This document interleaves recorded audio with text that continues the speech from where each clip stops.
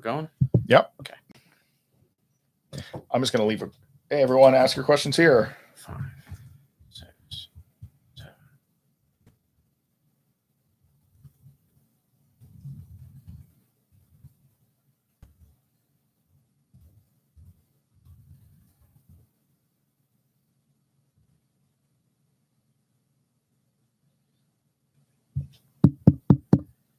Cool.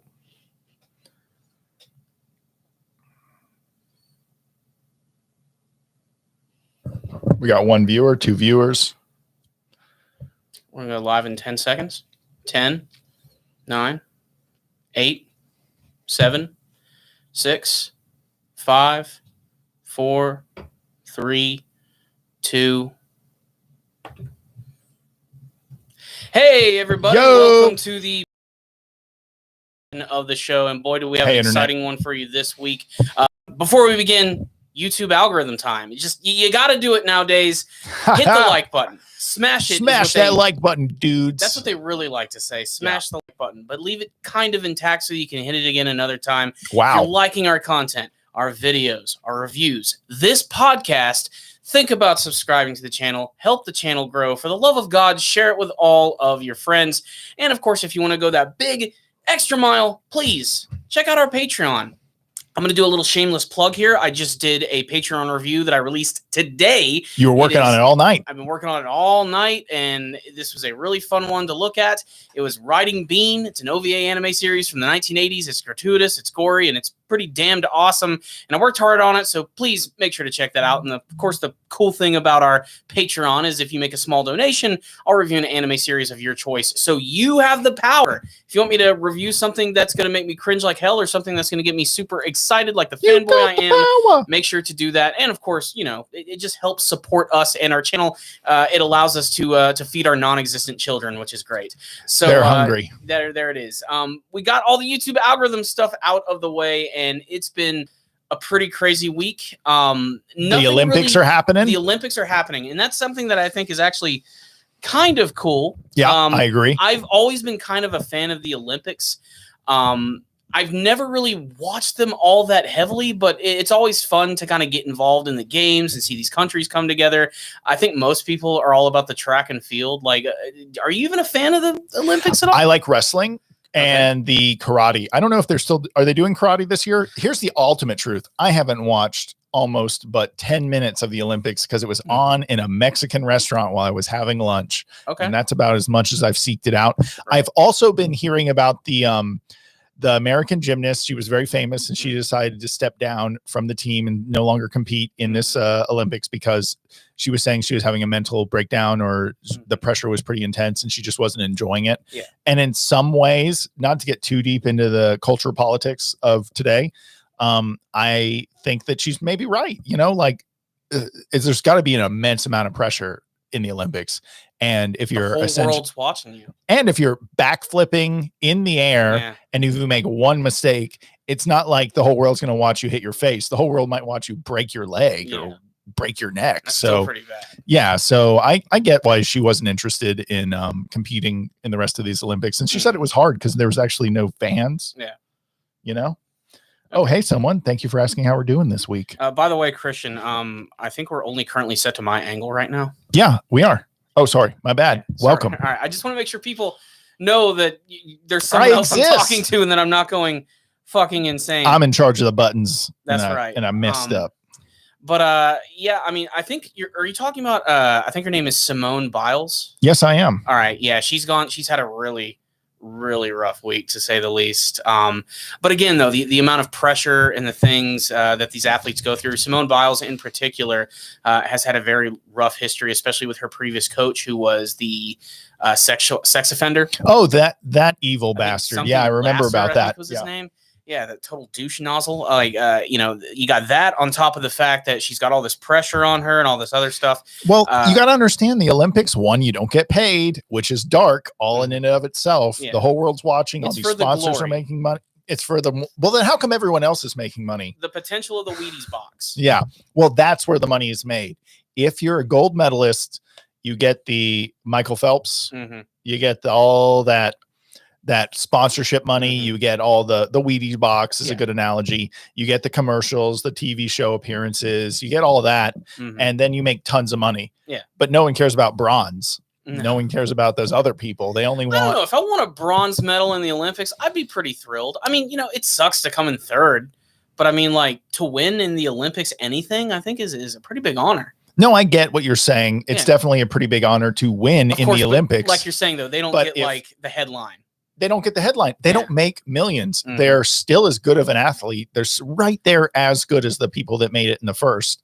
I heard someone on the internet said, hey, just for perspective, they should make a normal person compete in every sport too, just so we can understand how good they are. Just to, like a slightly, like a dad bod dude is in there trying to swim against Michael Phelps, and he's like 30 seconds behind. Like Tom Segura. Yeah, like a Tom Segura's in there. He's going to be running in the Olympics. Yeah, I want him doing track and field. Him and Bert Kreischer, our relay team. That would be amazing. I always confuse Tom Segura and Bert Kreischer. They're kind of similar. They also have like a joint podcast, or they started one, and then Tom just took it over. I don't really understand what's going on. I think it's called Two Bears in a Cave. Yeah. Which is kind of funny. That is funny. What is also funny is this current Olympics. And I don't say funny because one of the cornerstones of the Olympics is the fact that they always set it somewhere else. And tours the world. We were lucky enough where we're based that we've had the Olympics where we are, and that was. And there was a bomb. And it was. I was there the day before the Atlanta bombing. I think we've told this story not on the internet but to each other many times. I was supposed to go that day. It was so freaky, man. And the next day, like, my mom was just like, spewing out Hail Marys like a friggin' machine gun. Like, she was just like, oh my God, thank you, Lord. And that was a really scary event. She's not even Catholic. Exactly. But it was also a fun event to be able to at least experience something like that in our city. I was lucky enough to actually see the torch running. They were running on the same highway where my dad's business was. Yeah. And we actually got to, like, everybody was up with their lawn chairs and everything. We got to see them running with the torch as they were making the way, because that's still, I still think that's a tradition where they like run across the country or something and they pass the torch to a new person like every so miles. And it's an honor to be one of those people who gets that torch and gets to light the flame. Yeah, absolutely. I still think that's a really big thing. But right now, of course, the Olympics are in Tokyo and Japan. Hi. And, of course, they're going to be having a lot of fun with the fact that Japan, one of their biggest exports is animation and goofy characters. And why you always got to bring it back to anime, Corey, huh? Because that's the way we're an anime-based channel, and I'm going to talk about Japanese cartoons today. That's one right. Of my favorite Japanese, and people, by the way, I think people hate when I say Japanese cartoons. But it is a good way to define the median for the uninitiated. I get it. They're anime or anime or whatever it is Jerry says from fucking Rick and Morty. You're going to turn my son into an Akira? An Akira. So one of my favorite things about Japan, and one of the main reasons I've been wanting to visit it for a long time, aside from the culture, the countryside, the people, the food, I'm a huge Gundam fan. And one of the biggest things they have is like that massive Gundam statue. Yeah. And they've changed it up over the years. Like, they had the original one from the 1979 anime series, the one that kicked it all off. And they've been sort of bringing in these new ones. And right now they currently have the one from Gundam Unicorn. Great series, by the way. Check it out, Gundam fans or non-Gundam fans. And one of my favorite clips this week that I saw in the Olympics, where they were having a bike race. And it was around the actual Gundam statue. And it was fantastic. I'm not sure if it was a British... Oh, you got that pulled up? I do have. I think I might have at least something pulled up here. We can at least like look at some of this. When you start playing the video, I'll cue it. But this one right here. Oh, here we go. Oh, ads. Don't look. Oh no, people! Disney's gonna kill us. Disney. Anyway, we're gonna skip this ad immediately. I don't know if this is actually it, but that's actually the statue right there. Can you go the full bike screen? Race right there. And what I love about this, and I can't necessarily find the clip. It was either a British or it was a Australian newscaster who's like, and here we are now at the Tokyo Olympics going through the bike race, and here come the races around the, I hope I'm saying this correct, the Gundam Statue. Gundam. From the famous Japanese cartoon series. Gundams. And just people, of course, were angry that he was mispronouncing things. I thought it was just hilarious. I like how the camera guy starts at the Gundam. Yep, he knows. He knows. He's like, that's got to be in the background. This bike race is cool, but that I will say, giant robot with a unicorn horn. It is not popping well against that white building behind it. No, it's hard not. to see. I will say that as another cameraman. I'm kind of hoping that because one of the gimmicks of that, got to get a rim light on that thing, boy. Definitely. One of the gimmicks of the Gundam Unicorn though is that it does go through a transformation that makes a lot of red pops out of it. Which maybe it does that at night. I don't know. All I know is it looks cool, and there's just something surreal about seeing Olympic bikers like passing driving by around a giant robot. Yeah, it's so Japan in every way. And I really love it. Speaking of, if only they could come through a row of cherry blossoms. Oh, if wow. Only. A lot of companies have been a little reluctant to be a part of the Olympics. In fact, I was just reading Nintendo. Well, Corona messed the whole thing up pretty bad. They practically almost canceled the thing. I know. It nearly crippled this event, which you can only imagine. The people in Japan were like, they had big plans. Yeah, of course. Economic plans that were just going to be big for them. Yeah, they were going to have an international tourist, surge that would never normally be there because of the Olympics. And a lot of companies were going to be involved, and some of them pulled out. One of them was Nintendo. Really? They were going to do some sort of and they have technically done collaboration with the Olympics before with their Sonic and Mario games. Yeah. But they were going to have more of, I think, like a presence during a lot of the events. And no, they just pulled out at the last second. Maybe they felt that with the current, political climate of COVID and everything, maybe not to be associated with it. It's almost you're playing with fire a little bit, because some people are going to be like, oh, that's cool. I get to see my favorite characters and cultural things from Japan involved in the Olympics. And other times it's like, is this an appropriate time to be doing that? I feel like it's a double-edged sword. Look, if you're a business owner and you want to get in on this and have your brand recognized, it's like, if you're the first to jump in and you're right, you're not going to have much competition for the viewership. But if you jump in and you're wrong and everyone gets sick from coronavirus, you're going to look really bad. So you got to make that call, not knowing what the future holds, and hope it works out. And for them, Nintendo doesn't need it. I'm sure they have more than enough support in the international world. So they're like, we'll just not risk it, which is a safer move not to be part of the Olympics that's scared of the Delta variant. Don't say the C word, Corey. Actually, I forgot. We can get unmonetized if we say this. The coof? The Roni Rona. How about that? They call it the Roni Rona. That just makes me want macaroni. Well, there we go. We'll call it the macaroni, the Delta Force variant. Okay, but it doesn't stop at Gundam. There's another great clip. Oh, you got something pulled up? I don't know if we're going to be able to have the audio with it. Can you zoom? Not. Do you want me to do that? I can get it for you. Because I think this is what it is. So they had the... I got your audio cued. Yeah, they had archery. Yeah.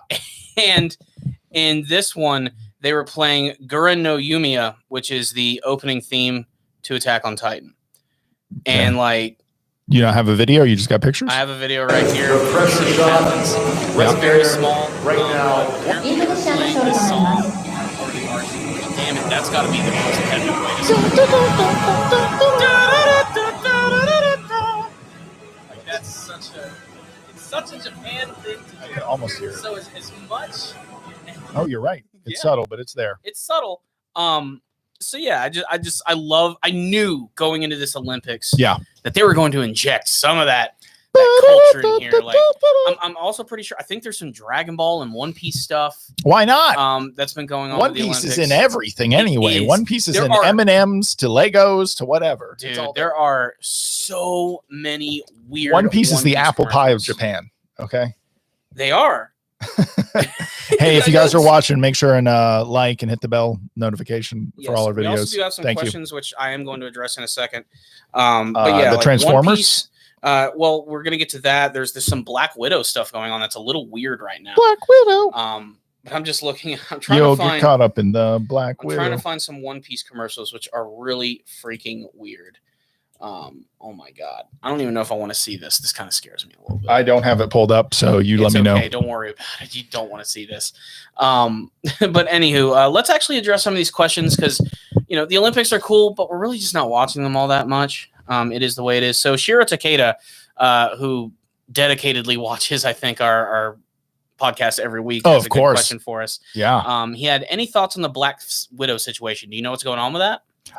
What I know, and please feel free to correct me if I'm wrong, Sure thing. is that the actress that plays Black Widow, Hannah Montana, whatever her name is, what is her name? Scarlett Johansson. Johansson. Scarlett Johansson is suing Disney because her contract says she gets a piece of the box office, but then they went and simultaneously released it on Disney Plus, and her contract does not say she gets a piece of the streaming revenue. And Disney made a contract with her that says they would not do that. So they said, F it, we're Disney. We're doing whatever we want, and we want to make sure we get the biggest chunk of this pie, this Marvel pie. And they did it, and now she's suing, and she doesn't really have much to lose because she's already dead in the Marvel universe. So why not sue him on the way out? She probably has a pretty good case, but I don't know anything about royalties. I'm no lawyer. I don't know anything about that, but it makes sense to me that she should be owed the streaming revenue. But I think streaming money is something that companies know very well how much they're making, but they love to play dumb. Like, well, we don't even know how many views we're getting. We don't know how to quantify this. Well, let me lay some knowledge down on you. Lay some facts. From the Deadline. The actress's contract with Disney just called for a wide theatrical release, much like the other MCU movies. Which makes sense. Reports have it that Johansson lost more than $50 million in Disney's dynamic window experiment, which yielded a first weekend global PVOD and theatrical weekend of Black Widow of $218 million. Black Widow will be lucky to hit $350 million by the worldwide box office because the hype's dying already. Yeah, and apparently that's a low gross for an MCU title. I would think anything under 500 million is low, which is for an absurd, MCU movie. But it's true. Yeah. And it says they typically churn out over $1 billion. That's just the way it is. Globally, I believe that, not US. Yeah, globally. And they're saying the National Association of Theater Owners, they slammed Disney during the movie's second weekend for moving that PVOD money forward. So all of this means is Black Widow will make less money in its total revenue life cycle. Universal's Fast 9 actually had a pretty good one. It respected the theatrical window, and it looks to do double. Beat family. Yep, okay, they did more by respecting their theaters, family, and it's going to do double than Widow did. Look, that's actually surprising. But what isn't surprising is that her contract was probably signed, and this movie was made before coronavirus. So therefore, they were not anticipating they were going to simultaneously release it. So therefore, her lawyer or her team did not put that in her contract or negotiate for that. So it makes sense that she is pissed because they changed the deal. Pray they do not alter it further. And they're effing her out of royalties. But imagine that, a big studio screwing over their creative people. No way. Can you imagine that? I hope she wins. And I hope it sets a precedent that if you're in a movie and we decide to stream it, you get that too. You know what the music industry did? I was watching Rogan once, and they talked about how the big labels, like think about this, like I call it 3D chess. They're like moving pieces around, but in like 3D. The music labels went and bought a majority share of Spotify, but didn't like tell everyone. But so then when everyone starts streaming, they're like, oh, damn, isn't it sad we're losing all this money to Spotify? But really they're making it over there and not telling them. Yeah. So it feels the same thing. That's pretty dirty. Yeah, it is. They're doing them dirty. Yeah. And it's just unfair because I think Scarlett Johansson, she needs to be even richer. She's only going to be mostly rich. She can't live a life of semi-luxury. Yeah, she's got to be all the way rich. I mean, isn't she like one of the highest paid female actresses right now? See, that's like a weird way to approach this. Like, she's already rich. She doesn't need it. But what about the Disney executives? We don't even know their names. And now they're getting extremely rich. The Disney executives are like that mysterious council in Neon Genesis Evangelion that like sit in the shadows. They don't even exist. There's just like giant floating slabs that sit around. Take her money. Sue Put her. the soul of their dead mothers into giant robots. Yeah, exactly. Like that is what the higher ups at Disney really are. I just feel their like nerve. Even Scarlett Johansson, I don't know how she's going to beat them. I'll be honest, but if her contract says she's only allowed to get money from the box office, which in normal case, and especially with a Marvel film without Corona, would have meant big money, son. Yeah. It would have meant big money. So she was probably happy all the way to the bank until all of a sudden they're like, whoops, now it's on Disney Plus for $30. Wah, wah. And we need to keep all that. Access money ain't going to you. Because no one thought to put that in the contracts. But this will be a good lesson. No one's ever going to do that again. No. I've yet to do a Premier Access thing on Disney. Oh, my wife was begging me to do it for Mulan. And I was like, we are not paying $30 for Mulan. Thank God, because not doing it. It sucked. I did not like it. Then again, I have no personal attachment to the original Mulan because I've never seen it. Oh, someone left a comment in the trees. No one beats the mouse. I agree. Pretty much, yeah. You're not taking down the House of Mouse. I think they should give her, just cut her a check for 10 milli and say, hey, you won't even keep most of that after taxes anyway, so peace. And then just make her go away. They're just gonna try to pay their way out of this situation. Worked for Cosby. No, it didn't. No, it didn't. And Cosby is a terrible human being. Okay. You're right. Jesus Christ. I agree. Come on. I like saying ridiculous shit. I know. Okay. So and then there was someone that also said something about Transformers. No, we did briefly talk about this. Yeah, we did talk about this in the podcast. It's the last part of the War for Cybertron trilogy, which sounds cool, but is boring. Sounds cool, but is really boring. I said it before, like I tried on many occasions to watch it, just can't get through it. But this new one is kind of interesting because, like we said earlier, is a crossover with Beast Wars, or it's like a weird like merging of the two stories, which is weird because it involves time travel and types of other weird shit. If everyone could stop ripping off Rick and Morty for 10 seconds. There's a lot of time travel shenanigans. And multiverse crap. So many different I'm telling you, man, multiverse stuff has been over for me for about 2 years already. So when they're using it and they're pretending they're coming up with something amazing and new. And that's about to be the biggest part of the Marvel universe. So you better buckle up, buckaroo. Because that's Look, what you're Doctor Strange doing it, interesting. Because he's still a cool character. Yeah. But Transformers, it's just like a writer's room with no one with a good idea. Okay? That's what that feels like. I mean, you got to realize Transformers exists for the same reason that He-Man exists. It's sell toys and move product. And merchandising. And that product moves hard. Like, it's amazing how you would think that's a property like Transformers would have died off years ago. It has endured almost endlessly since the 80s. It has not stopped. It just keeps going. So the people at Hasbro are clearly doing something right in terms of how they're marketing to the kids. But the whole point of this War for Cybertron thing is it's supposed to appeal to a more older fan base, people who grew up watching it when they were younger. And this one's a little different too, because it's also going to be appealing to people like us who grew up in the 90s when Beast Wars was kind of a thing. And I know you said you didn't really care for Beast Wars. No, it was like just at the end of my caring about the Saturday morning cartoon phase of my life was kind of ending as I was a young man. So I was more so, watching Toonami and Dragon Ball Z at that time and not really caring about Beast Wars. I mean, I have no problem in admitting that throughout all of my schooling, even up to the end of high school. Are you saying you're a nerd, Corey? What the fuck are you admitting to the world? I watched cartoons and everything of all types. So I was watching Beast Wars like every morning before I went to school in 6th grade. You guys want to shoot us some more questions in the chat? We will respond to them. And if you haven't, thumbs up the video and like and subscribe. But I waked up every morning and I watched Beast Wars, and I really freaking loved it. I wouldn't say it was perfect, and you got to realize this is one of those early CG cartoons where it wasn't perfect. I thought the characters looked really good, but the actual world that they inhabited was barren as shit. It's supposed to be like a prehistoric Earth, because that's like the whole point is they go there while they're dinosaurs, so that's why they copy the dinosaurs. The Beast Wars characters are actually like they come after the other Transformers characters, like Optimus Primal, who's the main character of that show, is like the descendant. The gorilla? Yeah, he's the descendant of the original Optimus Prime. Yeah. And that's the whole point. Like, we get to see like, oh, this is what happens hundreds of years after Transformers ends. And then they end up getting chased by the Decepticons, which I believe they're still called the Decepticons, or the Predacons. I believe the Dinercons. Again, they just can't seem to choose a name that doesn't make them not sound evil. Yep. And they end up getting chased by them, and they go through like some sort of weird time warp or something, and they end up landing on prehistoric Earth.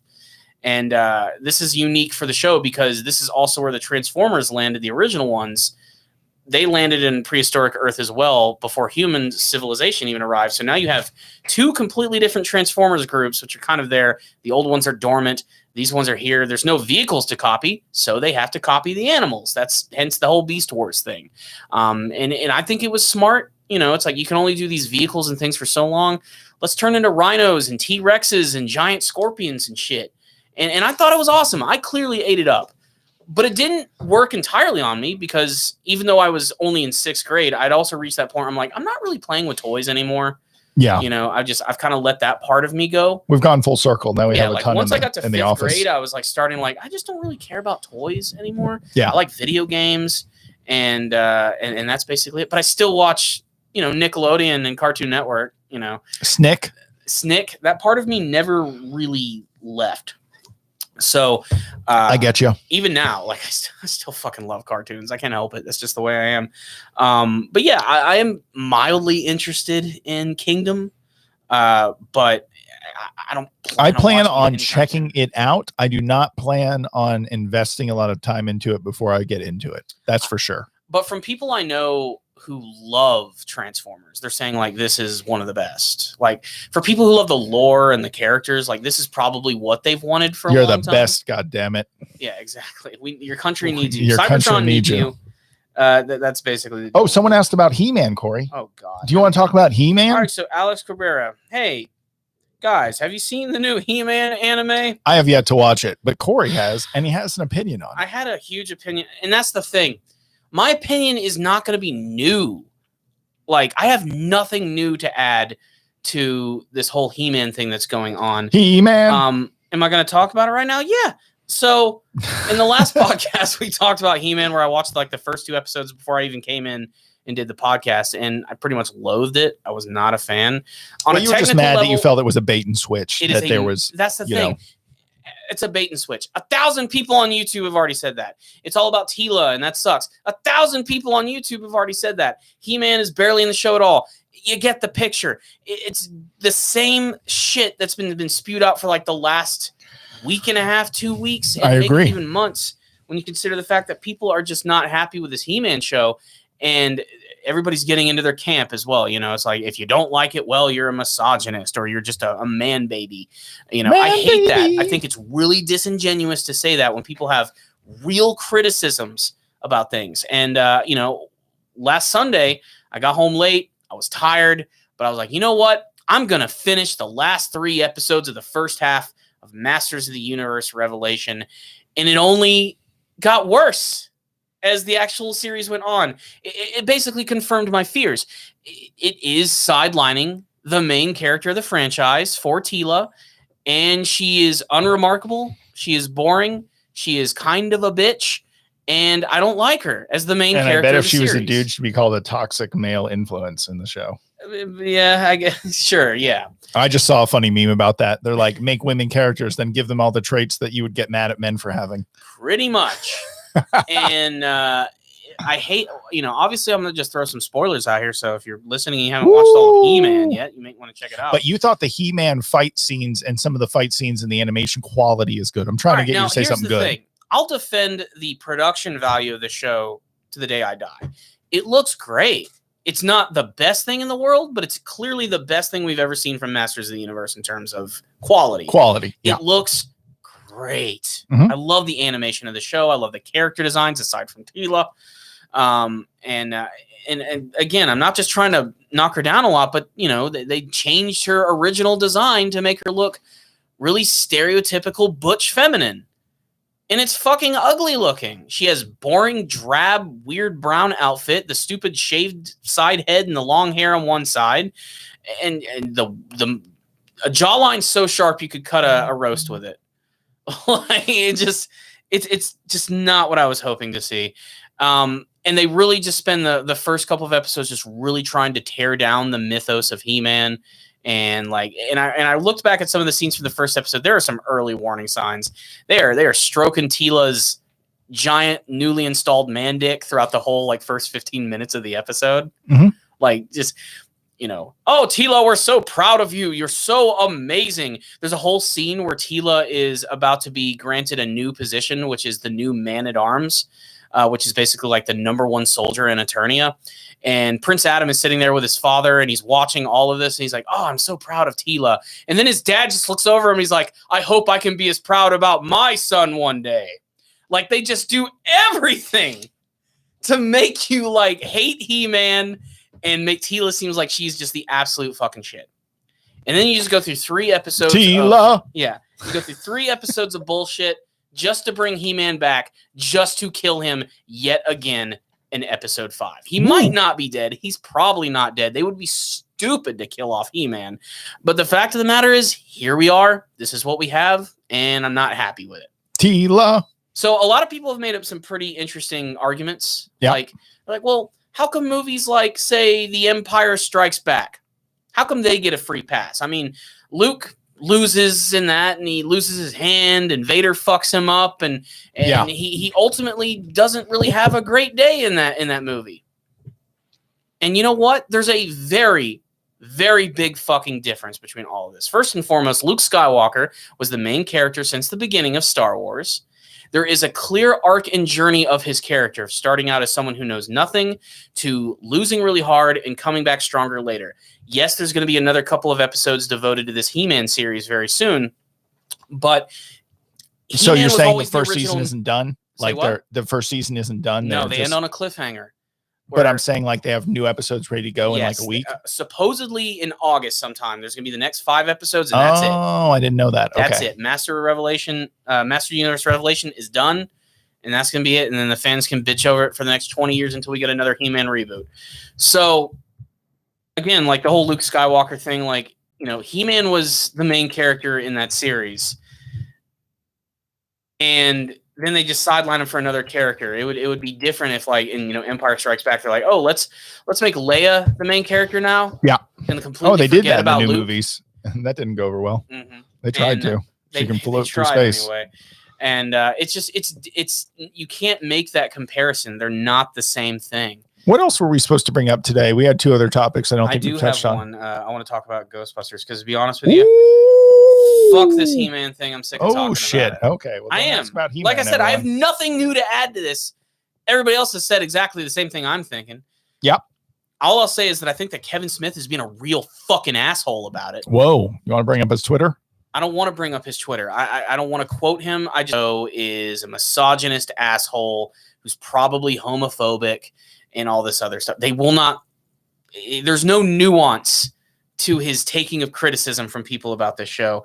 What's the Bad Batch? Someone says they've been watching that. The Bad Batch is a sequel / spinoff show to Star Wars: The Clone Wars. Oh, yeah. And it is about this group of clone troopers. You got some images? Can you pull up something? Yeah, I can try and find something. Because I want to pull back up the super source. So, the Bad Batch, I've only actually seen like the first 5 episodes, but there's a lot more of them apparently. Did it just come out? It came out a couple months ago. Oh, in fact, I think the first episode was on May 4th. May the 4th be with you? Exactly. Okay. Perfect timing. But here we are. We have some shots of the Bad Batch. Just pick an image. Yeah. Mm-hmm. I'll go full screen on that. So here they are, the Bad Batch themselves. Yeah. And what's unique about these characters is that they all look different. And that's the point. Like they're imperfect clones, but they have like very specific skills. Oh, like you have your sniper member, you have your all-arounder, you have your tech officer, you have your big super burly guy. Yeah. They're just like, and they're really unique. And what's also unique about them, of course, is that since they are imperfect, they don't have like those chips that's implanted in other clone troopers. So when Order 66 happens, they actually don't participate in any of that. Mm-hmm. But basically, the first episode is Order 66, and we get to see like them like reacting to it, like what the hell's going on? Why are all the Jedi around us getting killed? And are we okay with this? Is this cool? And they have to kind of come to terms with that, and then eventually, of course, they splinter off. The show's also interesting because you kind of get to see the transition from the Old Republic to the current Empire. Stormtroopers getting introduced into the series, which I think is really remarkable. But one of the big things is they bring in a brand new character who is, believe it or not, a female clone, who is a child, who is very similar to Boba Fett. She's an unaltered clone who's been made female, and at the end of the day, she's effectively Boba Fett's sister. Okay, that makes sense. Yeah. I mean, genetically, probably very similar. She goes similar. by the name of Omega. I don't know if that was her code name. I haven't watched more. Maybe they've changed it. But that's mostly all I've watched. But it's actually pretty decent. It's got some cool action, and there's also ties to the Mandalorian. Of course there are. The character, Star Wars. You remember who Fennec Shand was? Yes. Boba Fett's new partner. Mm-hmm. She is actually in the Bad Batch in one of the episodes, and it's like the same actress. Mm-hmm. I think it's Ming-Na Wen. And she even has the same voice, the same costume, that cool helmet. She's a sharpshooter just like that. She looks a little younger, of course, because this takes place way before that. And interestingly enough, she interacts with Omega quite a bit, which is funny because, again, that's basically Boba Fett's sister. So it's also a tad darker than your typical Star Wars stuff. Yeah, the art style looks interesting, and also like an updated version of the 3D Clone Wars. It is. And the Clone Wars series got way better by the end. In fact, these characters were actually introduced in the final season of Clone Wars, which came out years later after the original on Disney Plus. Yeah. And they actually introduced these characters in a single episode, and they were so popular with people. That's what led to the show being created. We're going to sell so many Bad Batch action figures. Because they all have unique helmets and armor, too. Like, they all kind of look the same when you look at them here, but they actually do have unique stuff about them. Merchandising, where the real money from the movie is made. And I like it, but I still haven't followed up on watching it. Like I said, I watched pretty religiously almost every week. But you have so much free time. Why aren't you watching? Oh my God, I have no free time. Corey uses his vacation time to play video games. Maybe I shouldn't explain that. No, it's okay. It's funny. I get so busy sometimes, and I love gaming, but I don't have the time to game like I did when I was younger. And if there's a game that I'm really excited for, Mario All-Stars, Super Mario Odyssey was one of them. Yeah. Resident Evil 8 was one of them. Metroid Dread, definitely.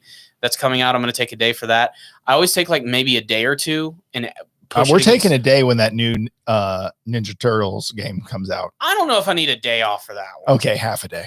Maybe half a day for that. I'll bring in the Switch and we'll hook it up to the TV. Okay, we'll do that. But for those games, I like to have a couple extra days. I like to push them up against a weekend, so that way I get even longer. Mm-hmm. And I just throw myself into a game and enjoy it, because I just can't do that anymore. No. Like I said, I like to game right before I go to bed. That's kind of like my thing. I have been replaying Skyward Sword HD on Switch. Is that good? It's good. It's better than the original. It's definitely I think the least light Zelda game. I don't even know if I could. I'm going to be honest. I don't recommend it to you, Christian. Don't worry, I'm not playing it. Okay, I know you like Breath of the Wild. Well, that's because it's a great open world game. But Breath of the Wild is different. Breath of the Wild blew me away I am a super big GTA fan. Mm-hmm. Every time I've bought a new system, it's because a new GTA has come out, and it's the only way to play it. Yeah. Like the reason I bought a PS3 is because the GTA, I think 4 came out. Yeah. Well, speaking of video games, you want to go there? You want to talk about your new hobby? Okay, guys. Damn. Corey, go to eBay. Okay. And let's start searching some water. Oh boy. Go ahead and explain. Okay, everyone. So I decided I want to start collecting vintage video games. I decided that I want to buy a few copies of sealed games and send them off to WATA. And if you don't know what WATA is, it's a place so you can get your games rated on the quality of them. And I'm kind of excited about collecting vintage video games. And I put some money aside and I said, hey, here's my budget. I'm going to go buy video games and I'm going to see if I can get something. Here, I'll pull this up. What do you got, Corey? Oh, you got a Super Mario Brothers 3. I pulled the trigger on one of those. I cannot believe. I think I'm going to unbox some of these on the next podcast and show them off. Okay. When you say unbox, you mean just from FedEx or wherever. Okay, not don't take them out. No, I'm not going to ruin my WATA game. Okay. But the point is, I've been watching a bunch of YouTube channels and I probably got caught up in the hype. I'm not going to lie. The Logan Paul stuff with the Pokemon cards. Here's a good one. One of the ones I really want is I want to collect all the GTA games unopened and then get them all rated, because I think there's something to that. What about that $5,000 one? What do you got there? This one right here? Yeah. So what we're looking at right here is an 8.5. No, that's a 9.2. That's a 9.2? Is it? It says it's an 8.5. Yeah, you're right. So I want 9.0s and above. I do not want 8.5s. I really do. So the 3 games that I bought that are going to come rated are, I bought a Super Mario Brothers 3 in better condition than this one. And I paid about the same. It was a lot of money. I can't believe I spent that much on a fucking cardboard box with a game inside of it. And then I also bought a rated Resident Evil 4 for GameCube unopened that I think is a 9.2. Mm-hmm. And then I also bought a unopened N64 wrestling game that I really loved. I have no idea if it's going to go up in value. It was a pure nostalgic. It was NWO versus, can you search this? It's NWO versus something Revenge. It is a complete, I have no idea why I bought this game. I kind of wish I hadn't, but I'm kind of excited about sending it to WATA to get rated. Yeah, that's it. Just search that. There it is. That's one of them, but mine's going to rate higher than 7.5. I hope so, because I paid that much for just the game. Anyway, but the point is, I really want to grab some games. I don't know if they're going to be a great investment, but at the same time, I'm kind of doing it just for me because I kind of want to collect these things and see if they're worth anything in a year or two from now. I also might just be getting caught up in the hype train and got that Logan Paul-itis thing going. Logan Paul, you influencer. Ever since that Charizard made its way out into the world, I do life's want. never been the same. I really do want a holographic Charizard. How much is one? I don't need a shadowless first edition crazy. You just want to see like a normal, good condition, a good 9.0 Charizard. Generic holo Charizard. It's probably like 15 grand. It's probably expensive as hell. But I'm telling you guys, it is some nerd cred to have this stuff. And I am excited about getting one. Corey, show me what you got. Oh, it's all backwards on our stream, but it's whatever. No, it's not actually backwards on the stream. I think it's a normal when we watched it back before. So okay, what? So that's technically, that's a reverse holo. That's not quite what that's not what I want. I want an original, Gen 1 Charizard. Like, hey, here's a really bent up one for $79. It's gotta be good condition. That's one right here. This is I love staring at this stuff on eBay, dude. It is like an endless void of collectibles that you can just stare at. Mm-hmm. What's this one? Now, this one I think is actually a re-release. It might be from another set. I believe it's from an X and Y set. So it is a holographic Charizard. It's not base set, which that's what I want. A base set Gen 1. Base set Gen 1 Charizard. Okay, you're crazy. So, I know it's not going to be less than like $5,000. Well, let's see. By the way, I almost didn't tell my wife how much I paid for some of this stuff because she was probably going to be upset.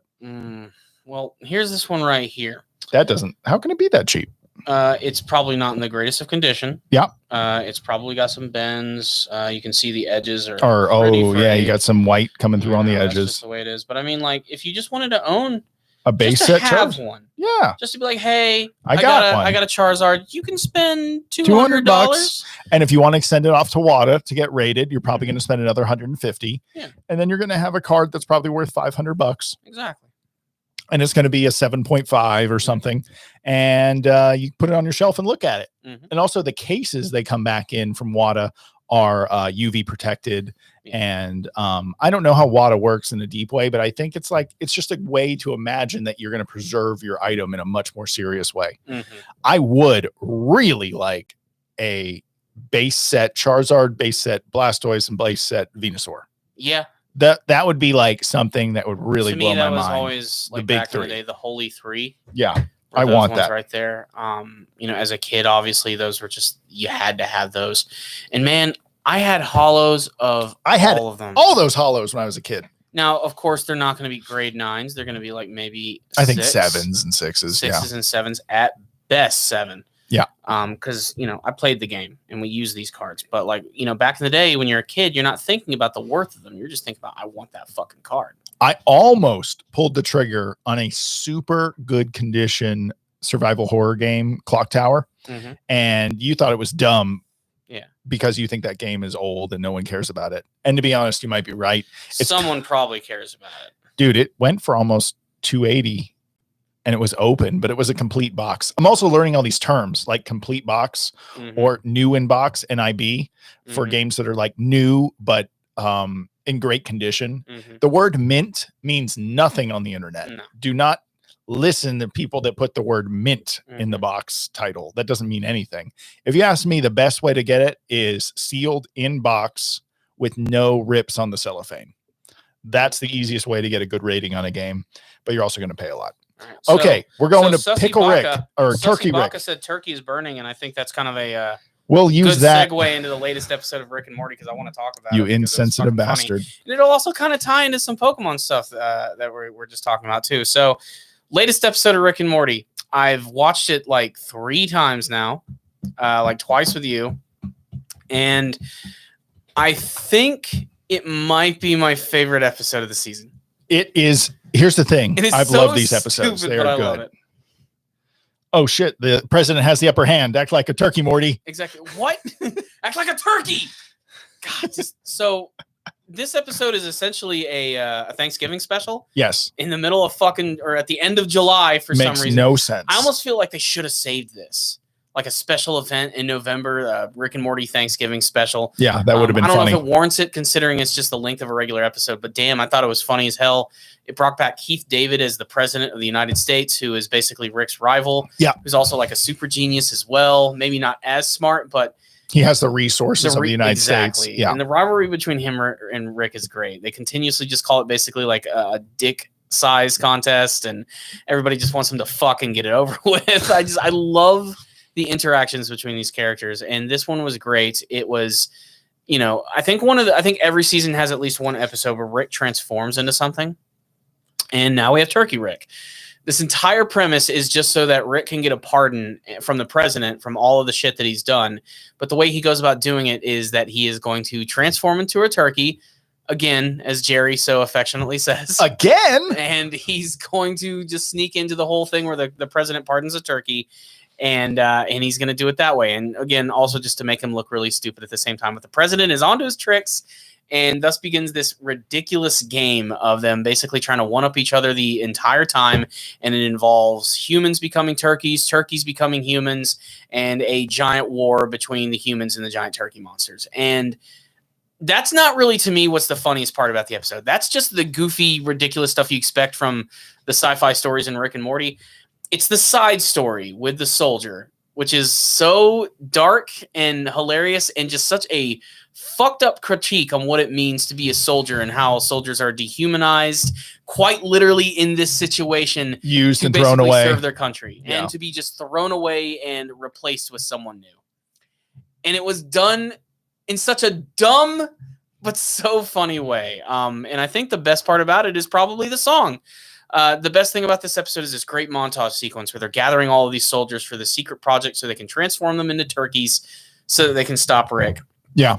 And there's this stupid old because they have turkey song. eyes and humans are face blind to turkeys. For some reason, I don't get that. I just think it's a dumb They just joke. need an excuse to turn everyone into turkeys. I think they did. And again, some things you just shouldn't think about too much. But they get this one soldier who, again, like most of the other soldiers in the group, they all have pregnant wives who are like really super pregnant, like about to have kids. Yep. They're all like super poor. I thought the main soldier was a riff off the American Sniper. A little bit, yeah. He felt very much like a Bradley Cooper or American Sniper character. You know all about that. Shut up. Anyway, keep going. Anywho, but yeah, they bring in this guy who's just like the most stereotypical Southern soldier, super dedicated to his country. Doesn't matter how poor he is. If it means having to be transformed into a fucking gobbler to save the day, he's going to do it. And during this whole sequence, they show them all getting transformed into turkeys, and they're playing this country song over it, which is called Turnin' Turkey. And Turnin' Turkey. Fantastic. What's some of your favorite lines? My favorite line is how at the very beginning they talk about the cultural tropes of America. And my favorite line from the entire song is a 6-pack cigarette baseball dog with 9/11 Abraham Lincoln logs. They're just like shoving Republican conservative things values into the entire, and it is just done in an almost clumsy way. But damn it, it's funny. And the entire song itself was sung by Jason Page, who is really famous for doing the theme song to Pokemon. You want to be the very best? Like no one ever was. That guy. Shit. Yeah. And when you know that and you listen to the song, you can fucking hear it. Rick and Morty is the best at getting guest people because one, you just got to VO the thing. You just got to show up and like the script and get to a booth and they'll just direct you a little bit. And then all of a sudden you got How many famous people have been in Rick and Morty? A ton. And things are about to get crazier. We actually have a great comment here from Lawzone. Have you guys seen the 7th episode? It was leaked when episode 5 was released. It's the Voltron episode. I downloaded it, but have you watched it? I have not watched it. I tried to get my wife to watch it. Maybe if she said she wanted to watch it, then it's not my decision anymore. She said she wanted to watch it, but she's like, no, save it for you and Corey. So I have not seen it.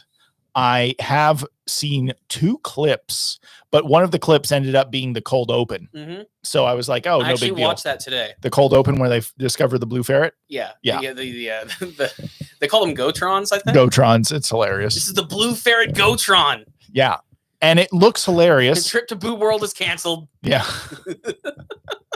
Boob World. I mean, look, Boob World, boobies from Space Dandy. That doesn't surprise me at all. You know, I have a feeling this episode is, it's a Voltron riff, but it's also going to be kind of like a anime. Hopefully a sharp critique on anime and its tropes in general. Yeah, I agree. Because I mean, they want to say something. Ever since Jerry said Akira, I've been like, I want to see them really poke fun at anime just a little bit more because I love anime. We're definitely going to talk about that episode when it releases on purpose. Yeah. But if we wanted the most views, we should have talked about it the day it was leaked. Yeah. I mean, to be honest, but I'm glad we didn't. Yeah, but I've been avoiding it like the plague. Like I want to watch it after the fact. I don't want to be spoiled by anything. All I've watched is that cold open, which is really damn funny. As much as I enjoy when a show releases its whole season at once, I have also been enjoying when they stagger the releases like every Friday or every whatever. I think Rick and Morty comes out Sunday night. Yeah. So every Monday we watch the new episode at lunch all together as a group here in the office. And I like that. I mean, yeah, you could beast mode through it and it's fun that way too, but then it's over and 30-minute show is enough for me to not get burnt out. It's become like a fun little dynamic at our office. We look forward to Rick and Morty Mondays. Rick and Morty Mondays. It's just the way it goes. But I will say the latest episode was really good, but kind of dark. But this whole season has been kind of dark. Yeah. So I enjoyed it, but I would say it was a good critique on American soldiers. And I like how at the end, the guy has PTSD from turning into a turkey when he sees a bunch of blueberries and he starts eating them and pecking them off the ground. And then this guy's like, I don't know what's wrong with that guy, but I'm not paying for his medical bills. And I'm like, damn. One of the top 5 darkest post-credit Rick and Morty scenes ever. Like I said, it was a very sharp critique. But it was also, the episode itself was just so stupid, too. But that's also like the president's speech. What are speeches? Just words. And he just keeps kind of repeating. And then at the end, it's like, are you going to do what I want? Yep. You turkey bitch. Like that, the PlayStation 5 joke. Where when the president gets knocked out after the explosion and his entire life flashes before its eyes and it's just him getting excited for PlayStation. And the president of the United States, this powerful dude, even he can't get a PS5. That joke was so amazing. I saw a hilarious video. It was when you got a PS5 and no one else does. And it was a guy playing Battlefront. And he loaded in first and like you see all the other characters, but he runs away and starts the game and no one else has even started to load in yet, but you can see all the avatars. And I just thought it was funny because he like loads in and then starts running and then turns around and looks at everyone. And then like 3 seconds later, they all start moving. And it's like when you get a PS5 and no one else has one yet. And I was like, because the hardware's better. So we are going to wrap up very soon, but since it's in the thumbnail, I have to talk about it. We have to at least address it a little bit, and I know you're not exactly a super fan or anything, but we got our next real solid look at Ghostbusters Afterlife. I'm not a huge fan of Ghostbusters as a series, but I did like this trailer. Yes. Because it felt like Stranger Things mixed with Ghostbusters. So first and foremost, as when you're growing up, was it just something that you never really cared about or watched? Yeah, no one in my family put that VHS in front of me. Yeah. Okay. That's the real reason, I think. I mean, when you're a kid, I mean, that's how that stuff happens. Like I said, Ghostbusters was something I saw all the time. It's something that as an adult, if you haven't rewatched it in a long time, just sit down and watch the first one and you tell me that it's not one of the funniest movies that you've ever seen. Like seriously, when's the last time you watched Ghostbusters? I haven't watched the whole movie all the way through in like 5 years. Oh, really? Okay. Yeah. But you have seen it at least. Yeah. And it's very funny. It's very sharp. It's it to me, maybe you don't feel this way because the cast is great, but it feels like a Bill Murray movie with ghosts. Now, I agree, though, it's bigger than that. But if you're a Bill Murray fan, I would say it's a Bill Murray movie with ghosts. Okay. Well, that's pretty cool. Someone trying to get in here? I think someone's trying to get in. Is it time for my interview? Is it interview? Yeah, I got 5 minutes till my interview, Corey. Okay. I got to wrap. All right. Well, let's get some quick thoughts on the Ghostbusters Afterlife trailer. This is, like I said, our first real solid look at it, and we get to see more of the cast, more of the actual ghosts this time. Yeah. Looks like a lot of the previous trailers, they hadn't finished the effects quite yet. We actually get to see a lot of that here, and I still think it's managing to carry the spirit of the original, although I think one of the biggest complaints that people seem to be having so far is they're like, it looks fun, and it looks like a great successor to it, but it doesn't look very funny. And here, this is the Stranger Thing influence problem. Mm-hmm. And this is the one thing I'm going to say before I have to dip. I can actually leave you up and running if you want to keep talking. No, we'll just... Okay. Stranger Things is influencing this movie. One, probably because they landed some of the actors from that show. Yeah. And Stranger Things is diluting this movie in a way that worries me. Because here's the reason I'm also worried.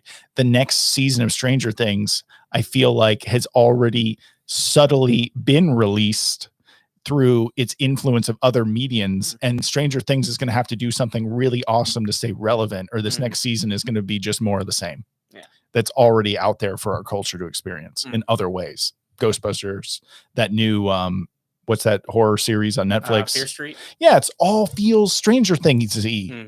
You know, even They're Captain Marvel had all that 90s stuff mixed into it. It's but like again, these Stranger Things thing, they're trying to they're channeling like that 1980s thing, and that's kind of like what Ghostbusters was. Yeah. Too. Like, it's such a 1980s thing, and this is a little different, but they're still referencing the classics. Everybody else is returning from the original movies, but it's still very different. But yeah, I wish we could talk about it a little bit more, maybe next time, guys, but I wanted to at least address that because I'm a huge Ghostbusters fan, and I'm excited for it. Maybe you are too. Sound off in the comments section below telling us what you thought about that, as well as all the other topics that we discussed today. For everybody who tuned in today, everybody who left us comments, thank you so much. Make sure to leave those comments and do all that other stuff. And again, like I said at the beginning of the review, check out our channel, subscribe, do all the like and stuff. Subscribe. Yeah, that's basically here, guys. We do have some big things to do, but we're excited. We got another episode in. We'll see you. Thank you, Internet. Later, everybody. Bye-bye.